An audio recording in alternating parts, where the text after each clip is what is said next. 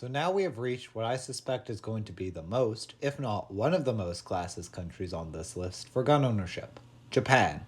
Now, you could argue that Japan's gun control is formed more on the basis of public safety, but in reality, it arguably pushes more towards classism. Now, I will admit right away, my sources on this are not amazing. I think the YouTube video source is solid though. However, you might be asking, how exactly are Japan's gun laws classist? Well, let's go through the video and see. So, they describe it to be put into three main steps. Let's see what those steps are. The first step is going to an all-day seminar which is held at the prefecture of the police department. After that, you have to do a written test. You have to get a 90% or higher to pass this test. You're expected to, on top of this all-day seminar, read a firearms manual which is 150 pages long. You would think after this would be enough. Nope, there is more. On top of that, you have to do a shooting test, which takes up half the day, which don't even get me started on how much paperwork you have to sign for that. It's a lot. However, one of the most notable is having to see a psychiatrist and bring back a document saying that you were of sound mind, pretty much. There are other things they do as well, such as interview a number of people that know you and essentially ask, do you trust this person with a gun? If they say yes, then you're good to go. Now, I'm going to list some highlights that I think are pertinent to the classist nature. You need 2 gun lockers in Japan. 1 for the gun and 1 for the ammo.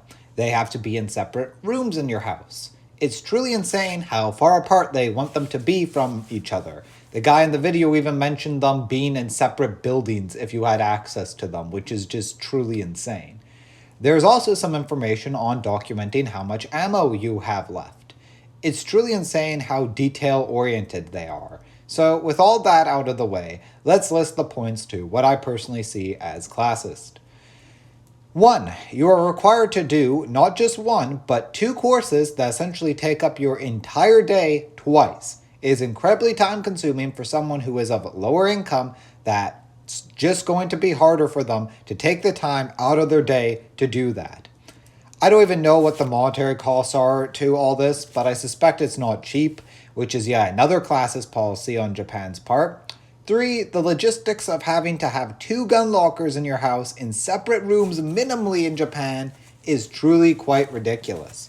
Now, I've decided to add another aspect to this video that I will try to implement into my videos going forward now in the series. This aspect is called what I think would help improve this system.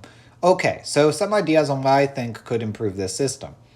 Firstly, get rid of the cost entirely on doing the hunting course and firearms courses. In fact, pay people to go take both of them. Now, you could be asking why on earth that would be a good idea.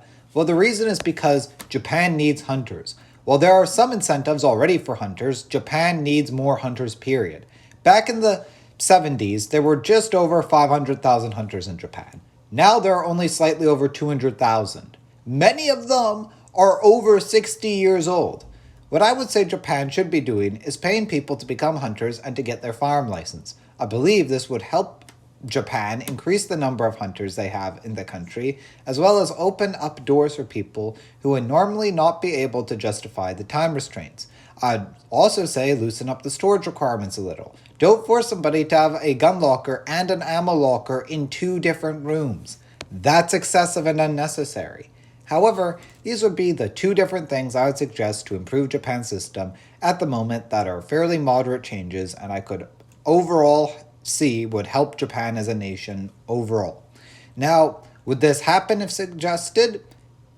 Probably not. Unless Japan gets even more desperate for hunters, they aren't going to be a nation of empowerment.